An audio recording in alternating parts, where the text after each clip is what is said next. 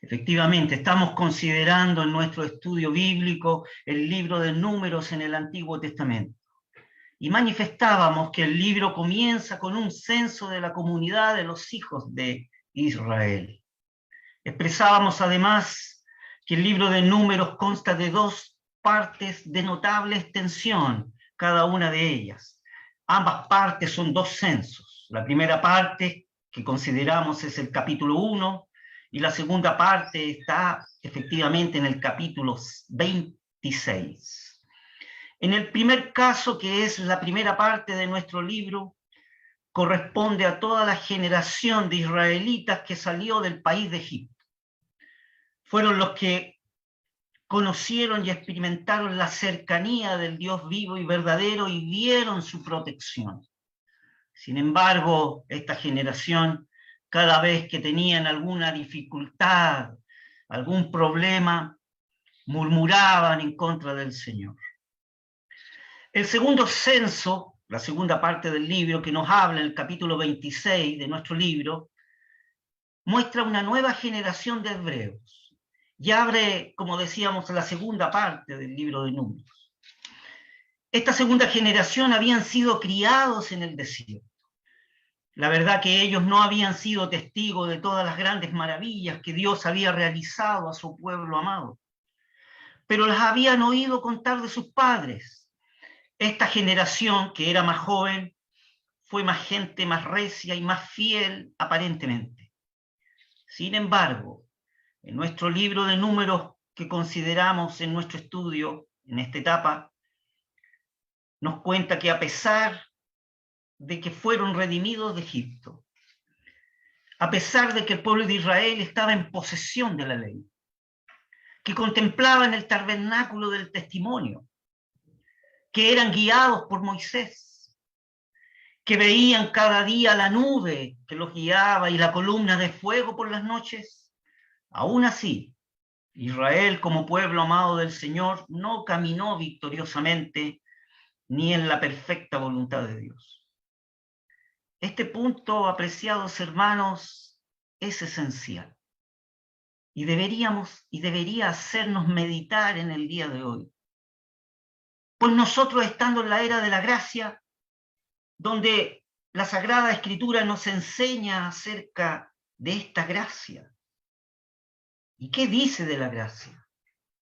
Dice que enseñándonos primeramente a renunciar a la impiedad.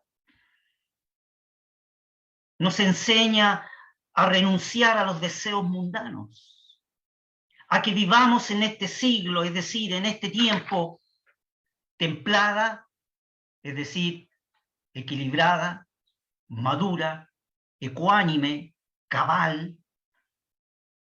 Nos invita a vivir en forma justa, es decir, justificadamente en Cristo. Y nos invita a vivir píamente, es decir, en forma piadosa, misericordiosa, con conmiseración a los que nos rodean. Y nos exhorta que tengamos una actitud de esperar, esperando o aguardando aquella esperanza bienaventurada, dice la Escritura, y la manifestación gloriosa del gran Dios y Salvador nuestro de Jesucristo. Es así como nos exhorta la Escritura, el divino autor, allí en la epístola de Tito, el capítulo 2. Lo que hemos podido observar en este capítulo 1 del libro de Números es que cada persona de los hijos de Israel tenían un lugar definido y establecido, es verdad, es decir, un lugar asignado, para poder desarrollar su propia tarea con el propósito de generar el bienestar de la congregación de Israel. Este aspecto que nos muestra la Escritura aquí en el libro de Números también debería hacernos pensar y meditar.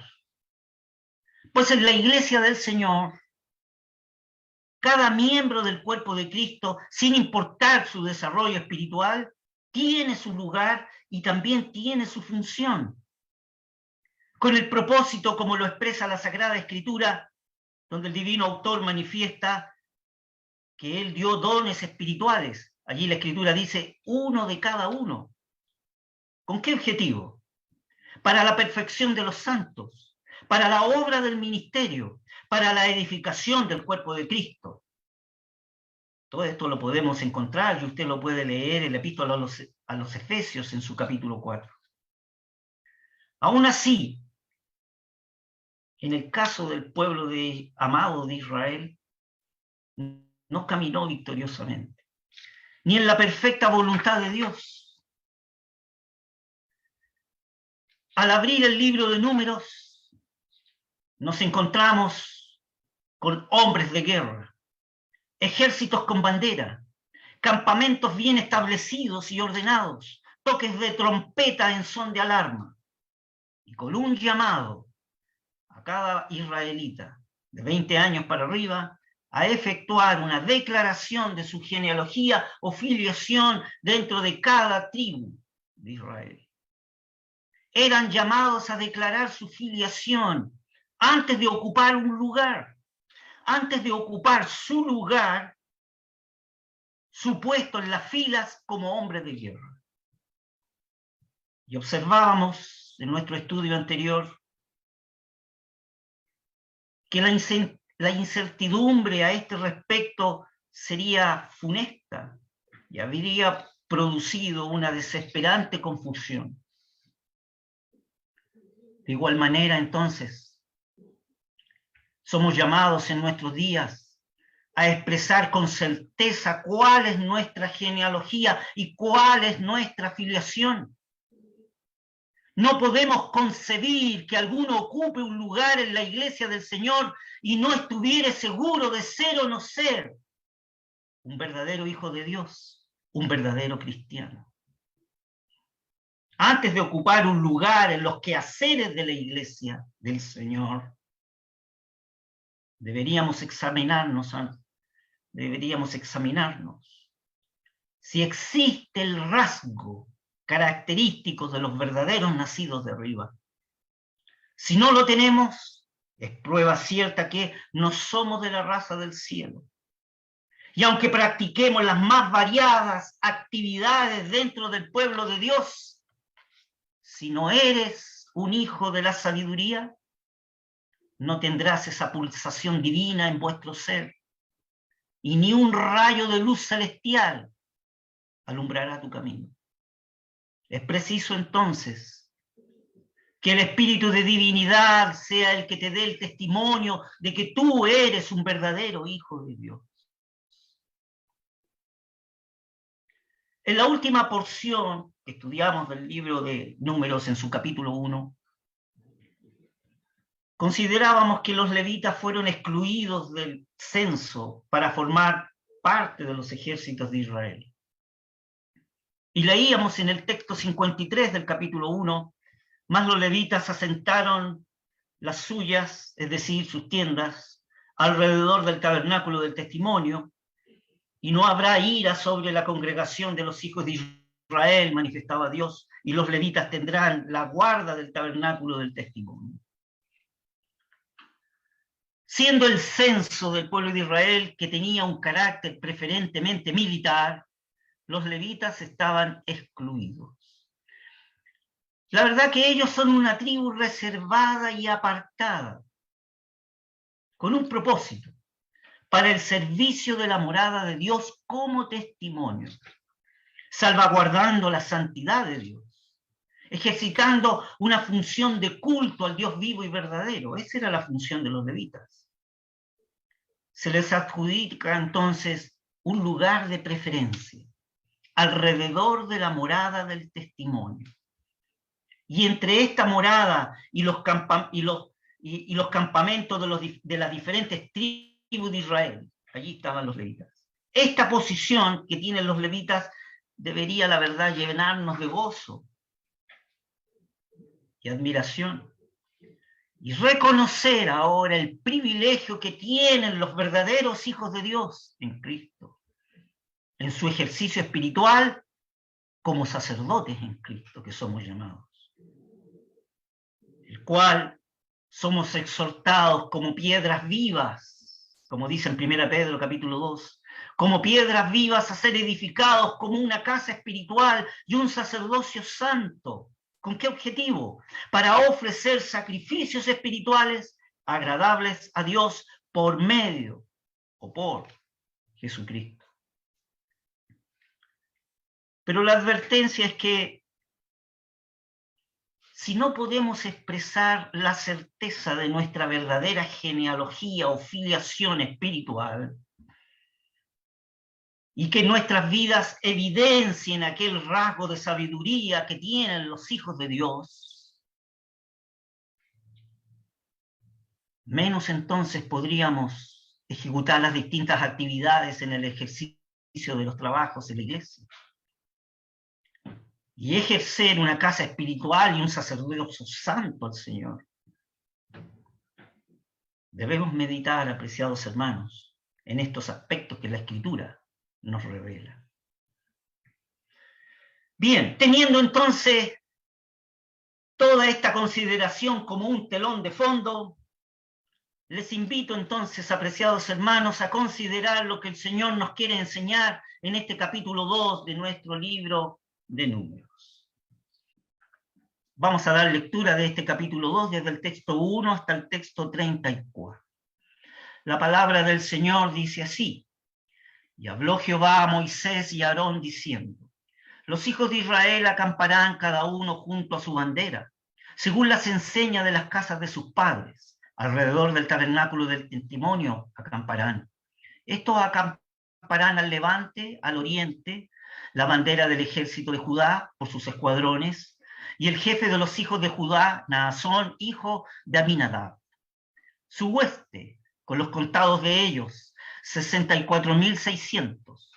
Junto a él acamparán los de la tribu de Isaacar, y el jefe de los hijos de Isaacar, Natalaén, hijo de Suar. Y su hueste, con los contados, 54.400. Y la tribu de Zabulón, y el jefe de los hijos de Zabulón, Eliab, hijo de Elón, y su hueste, con los contados, 57.400, todos los contados en el ejército de Judá, 186.400, por sus escuadrones irán adelante. La bandera del ejército de Rubén al mediodía, por sus escuadrones. Y el jefe de los hijos de Rubén, Elisur, hijo de Sedeur, y su hueste, sus contados, 46.500, y acamparán junto a él los de la tribu de Simeón, y el jefe de los hijos de Simeón, Selumiel, hijo de Surisadai. Texto 13, por favor. Y su hueste con los contados de ellos, 59.300, y la tribu de Gad, y el jefe de los hijos de Gad, Eliasaf, hijo de Ruel, y su hueste con los contados de ellos, 45.650, todos los contados en el ejército de Rubén, 151.450, por sus escuadrones, irán segundos. Luego irá en el tabernáculo del testimonio, el campamento de los levitas en medio de los ejércitos, de la manera que asientan el campo, así caminarán, cada uno en su lugar junto a sus banderas. Texto 18. La bandera del ejército de Efraín por sus escuadrones al occidente, y el jefe de los hijos de Efraín, Elisama, hijo de Ammiud, y su hueste con los contados de ellos, 40.500. Junto a él estará la tribu de Manasés, y el jefe de los hijos de Manasés, Gamaliel, hijo de Pedasur, y su hueste con los contados de ellos, 32.200, y la tribu de Benjamín, y el jefe de los hijos de Benjamín, Abidam, hijo de Gedeón, y su hueste con los contados de ellos, 35.400. Texto 24. Todos los contados en el ejército de Efraín, 108.000 y 100 por sus escuadrones irán los terceros. La bandera del ejército de Dan estarán al Aquilón por sus escuadrones, y el jefe de los hijos de Dan, Aieser, hijo de Amisadai, y su hueste con los contados de ellos, 62.700.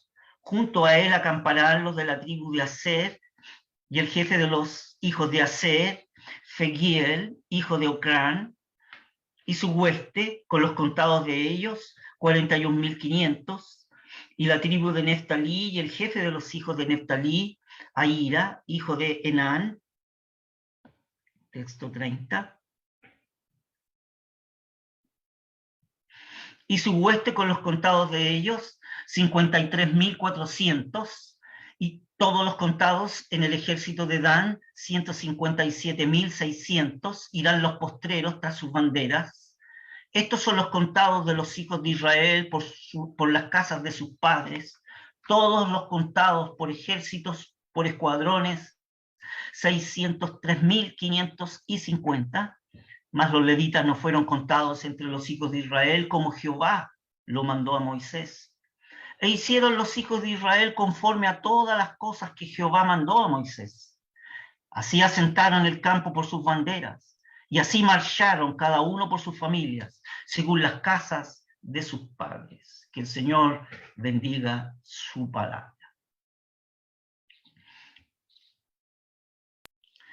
El modo en que se realizó el censo narrado en el capítulo 1 nos indica que ya el pueblo de Israel era considerado como una comunidad con una jerarquía perfectamente estructurada.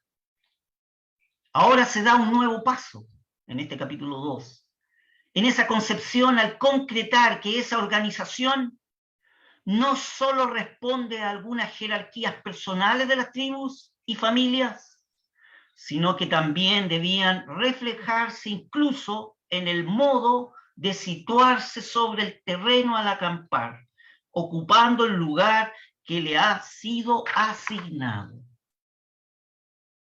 El pueblo es descrito, pues, en formación alrededor del tabernáculo del testimonio, como un pueblo santo, es decir, un pueblo apartado para Dios.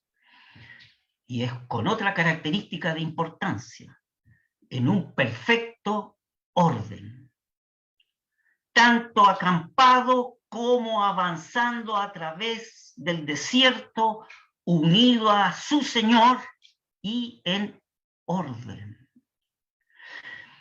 De modo que tanto en aquel campamento de entonces como en la iglesia de hoy podemos aprender una gran lección. ¿Cuál es la lección aquí? Dios no es un Dios de desorden,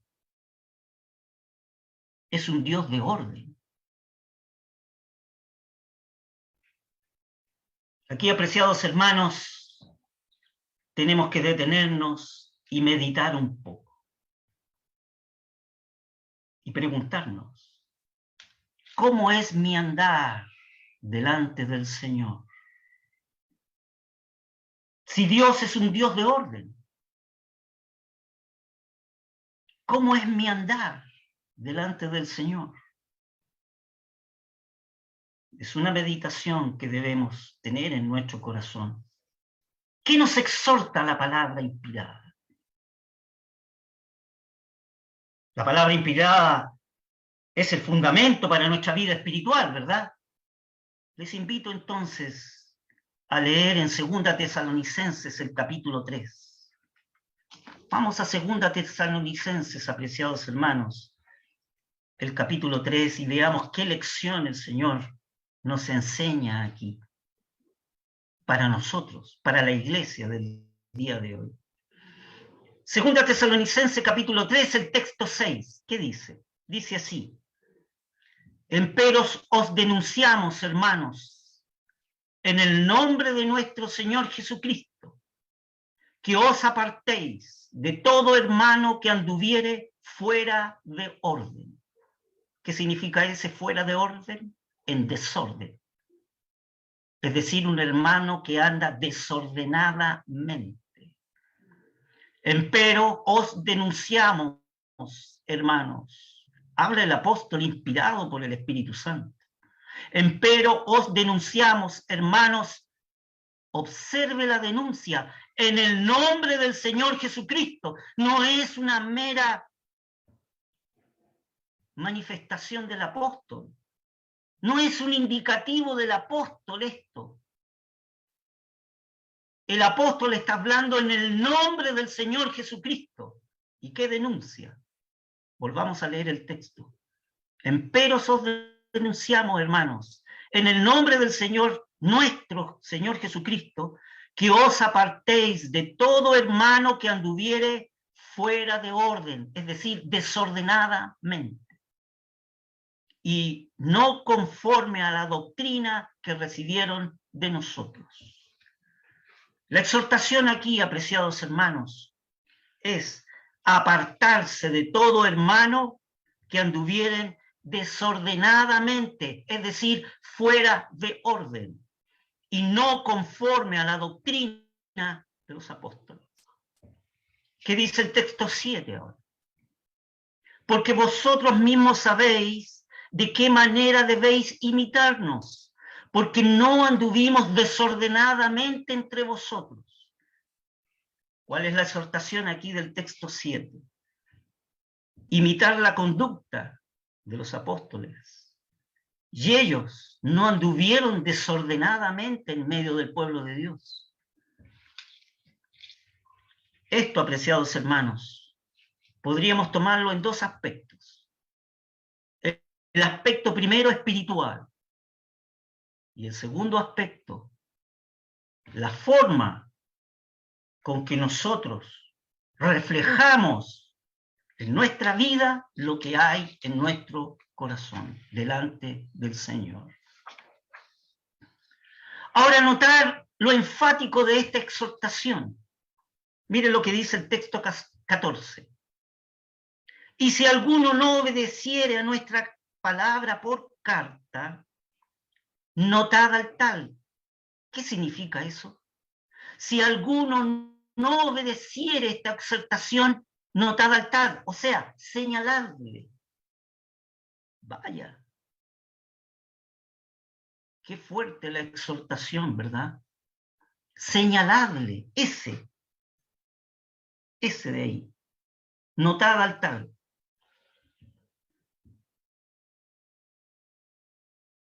Y no os juntáis con él para que se avergüence.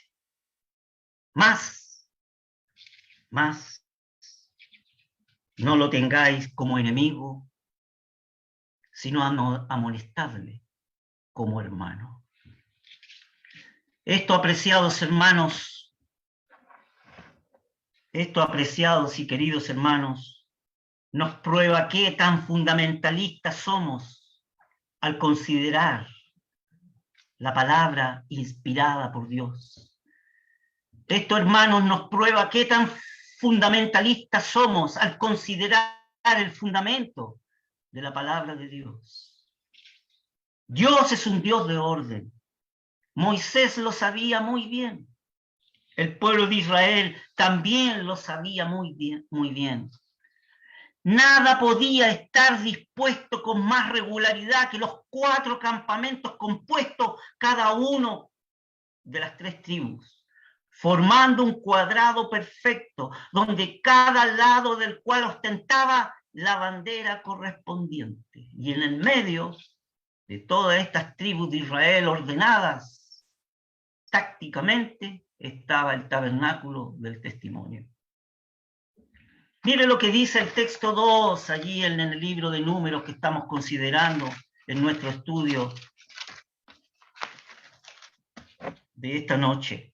Y los hijos de Israel acamparán cada uno junto a su bandera según las enseñas de las casas de sus padres alrededor del tabernáculo del testimonio acamparán.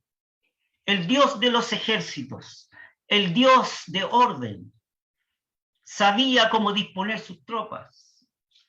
Grave error entonces sería suponer que los guerreros de Dios no estuviesen colocados según el perfecto sistema de la táctica militar. Y ni pensar por ningún momento que algún israelita anduviera fuera de orden.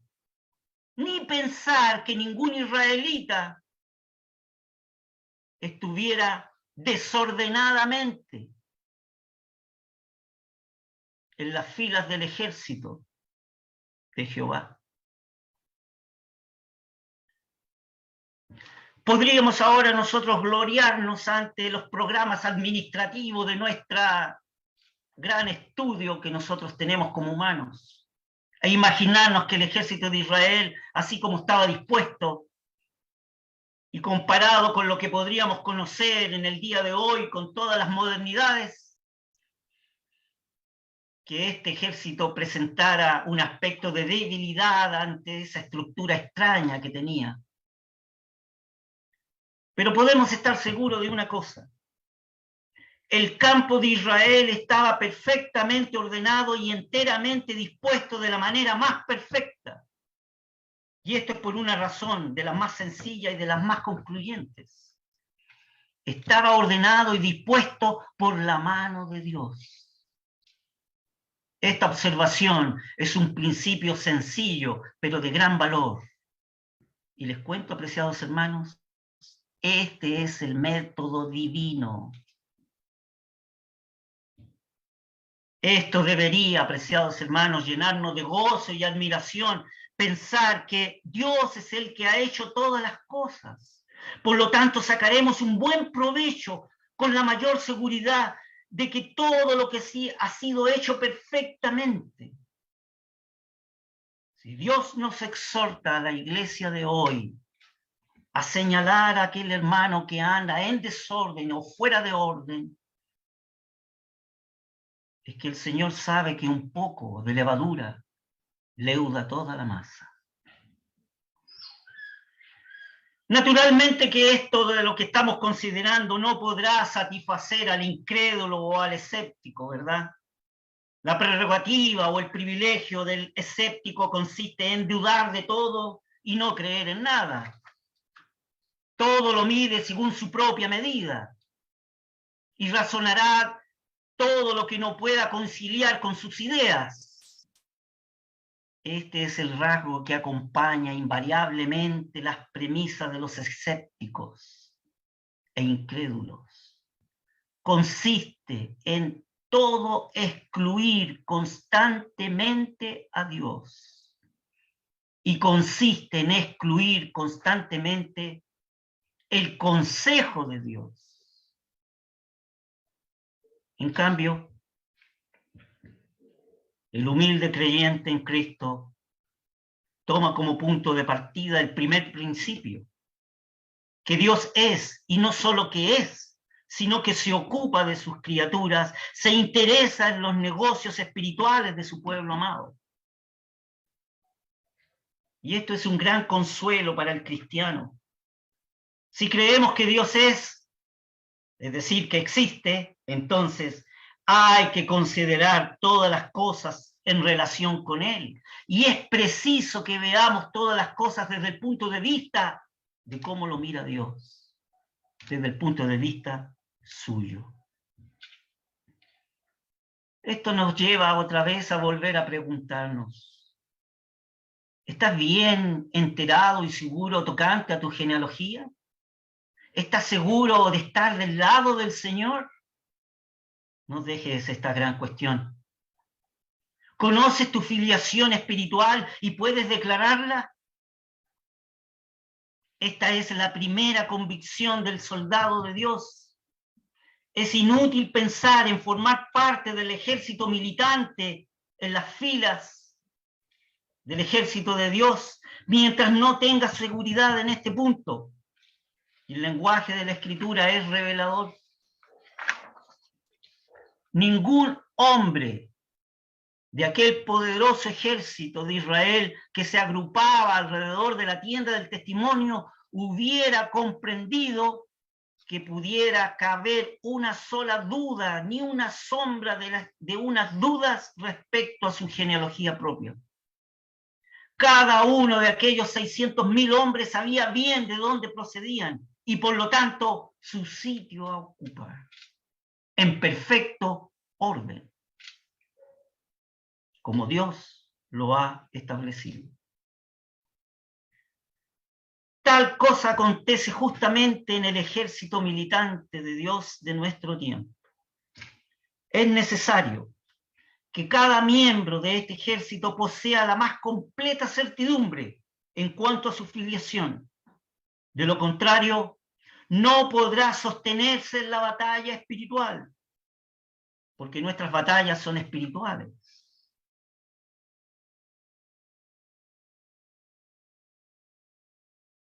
No nos sorprendamos entonces porque hay tantas derrotas en medio del pueblo de Dios. La Escritura nos enseña porque no tenemos lucha contra sangre y carne, o sea, no tenemos lucha contra los seres humanos. Si no, nos dice la palabra allí en Efesios capítulo 6, contra principados, contra potestades, contra señores del mundo, contra los gobernadores de estas tinieblas, contra malicias espirituales en los aires. Esas son nuestras batallas. Y somos exhortados a tomar la armadura de Dios, como se manifiesta en ese capítulo 6 de Efesios. Ahora, apreciados hermanos, observamos otro punto de importancia. Vemos los escuadrones ordenados del ejército de Israel alrededor del tabernáculo del testimonio bajo una bandera. ¿Qué es la bandera? ¿Qué es esa bandera? Podríamos preguntarnos. ¿Es una doctrina? No. ¿Qué es esa bandera? ¿Un sistema teológico? No. ¿Es acaso un sistema de ordenanzas, de ritos o de ceremonias? No, nada de eso. Los soldados de Dios no combaten bajo ninguna bandera semejante. ¿Cuál es entonces el estandarte de esa milicia de Dios? Déjame decirlo. Es Cristo. Este es el solo estandarte de Dios, el Señor Jesús.